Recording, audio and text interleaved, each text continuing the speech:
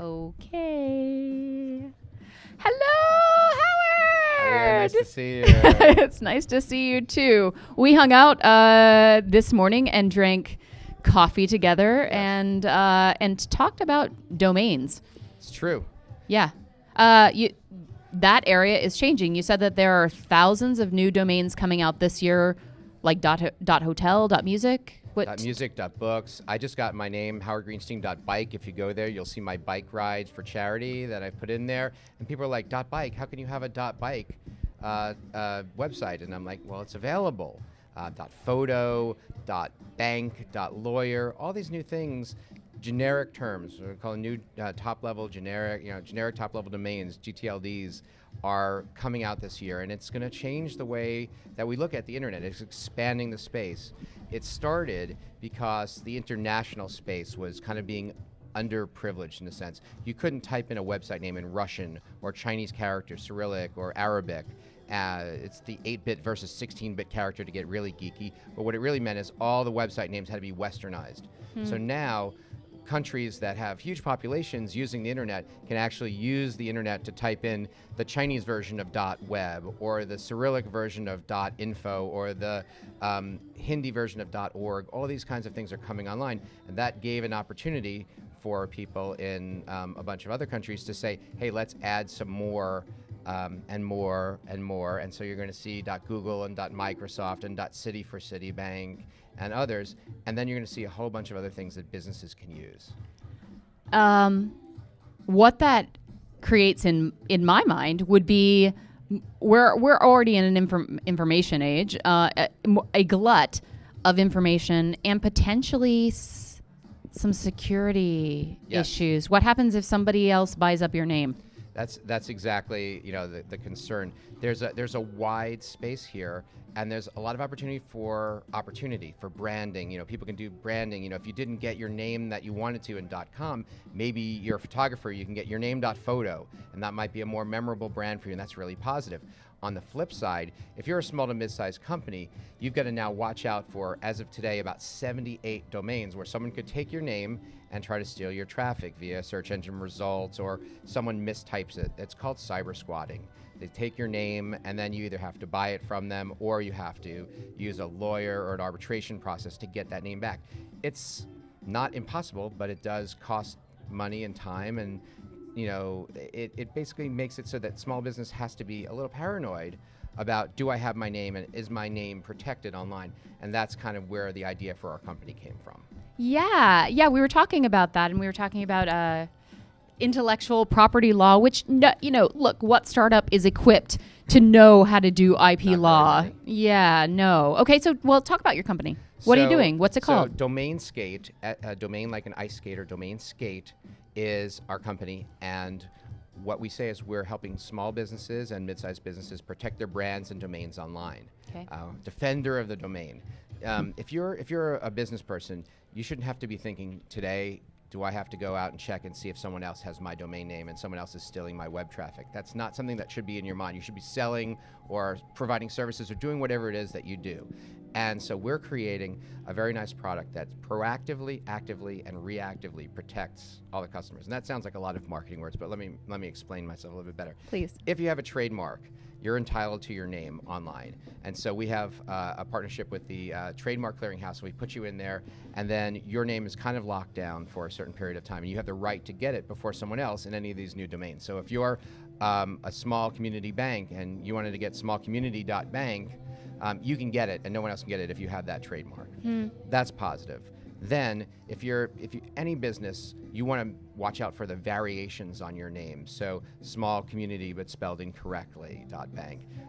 You want to make sure that no one's getting that. So we create a dashboard and send you email alerts if someone takes your name or a variation of it online and gives you the opportunity. And then there's the what do I do next? So we have a what do I do now button that you can click, and we give you a little guide to show you how to handle this situation if someone's taking your name and you're not sure what to do. And then if you need to file one of those legal arbitration type documents, we actually walk you through the questions that you need to fill out so that it generates it. You take it to your lawyer and they go, wow, thanks for doing all the homework for me. And then you go back to doing what you do, which is selling online or using your business. Yeah. And we think that this is a product a lot of people want to see. Well, I think it's interesting. The only analogous example I have is from my own life. I, through serendipity, own Leah the Hunter everywhere except on Tumblr. And I mean, it's a slightly different use case, but I don't even use Tumblr because I can't get my name. And I couldn't even imagine if I were running a business and somebody else had that name or took that name or assumed that name or started operating with it, I wouldn't even know where to begin to go for help. Sadly, that actually happened. So the founder of our company, David Mitnick, is an IP attorney and worked with big brands for many years, and this is kind of where the inspiration for this product came from. But his wedding planner had an employee who took the domain name, which was the wedding planner's actual full given name, and started using it and redirecting that domain to her competing events business. And it's at that point it was very obvious why small to mid-sized businesses need someone looking out for them in this crazy world of domains. Well, I don't know of anyone else who could. Maybe you can speak to this cogently, but I don't know anyone else who could. So, when this profusion of domain names becomes available, what is your advice for startups or companies? As soon as that hits, what should they do? Well, first thing I would say, as a person who's been writing about small business for a long period of time, is your registered trademark is even more important now. So if you have a business and you're thinking about what you're going to name and you think you have a cool name, go and do the trademark search. Get the proper company, get an online company or a lawyer or somebody to do, someone who's really qualified to go and do the proper trademark search and get your trademark. Get it immediately, because it takes the trademark office, several months to a year to process that. We just got it as DomainSkate, and we've been in business for a while. We finally got our registration, which is amazing. But that gives you a whole set of rights, and I'm not a lawyer. I don't play one on the internet. David is the attorney in our crew. But what I've found out is that by having a trademark, you have a whole bunch of rights to have your name on Twitter handles, on URLs and domains. So that's a really key defensive move that you have to make when you start a business now. It's not optional to just take a name and hope that nobody else has it, or that you can get the .com so it's done. You could potentially lose it or have a whole battle, and it's not important. It's not a thing that you want to go through. So. Wow. Okay, I actually soaked that in for myself as well. Pardon?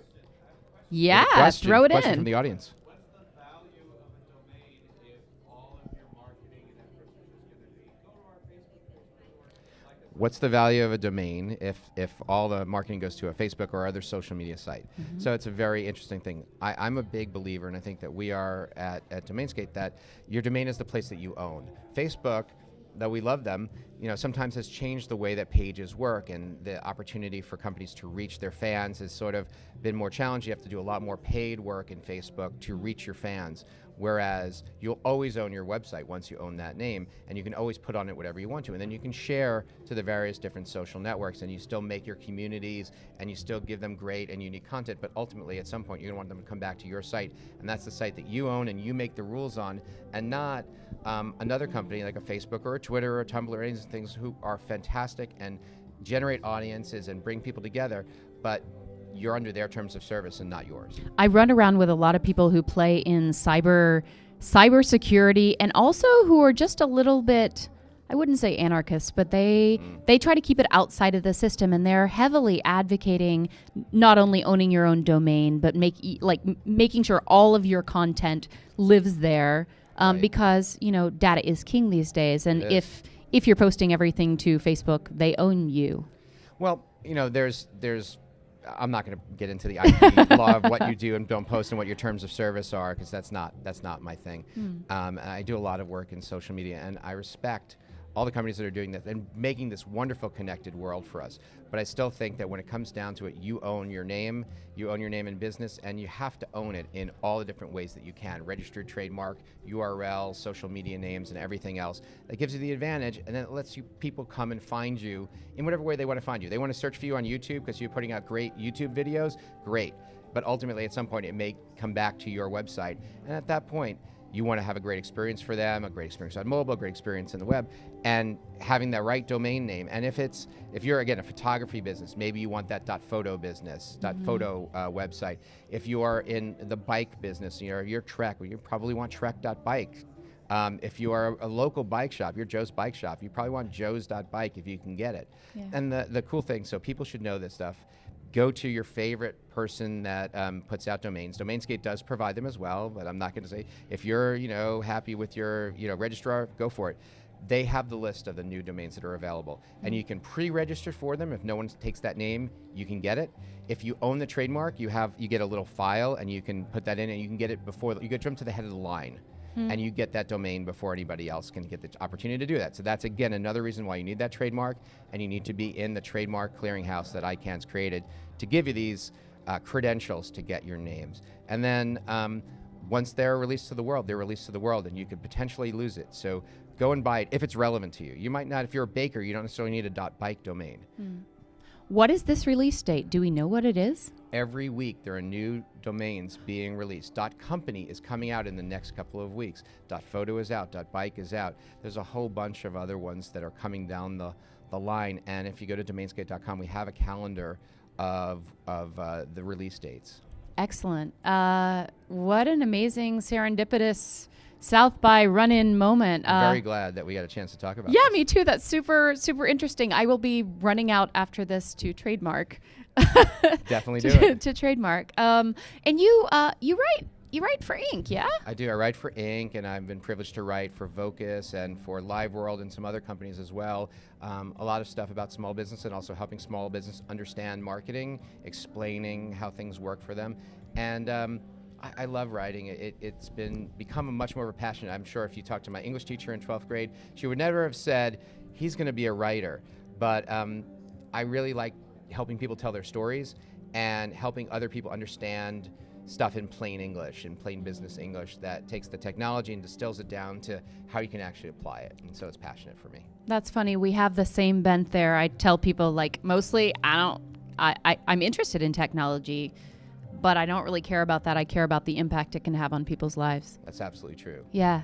Cool. Okay. Well, hopefully I'll see you I look very forward soon. to seeing more. Okay. Thanks, Leah. Have a great day. Thanks. You too. Thanks, everybody.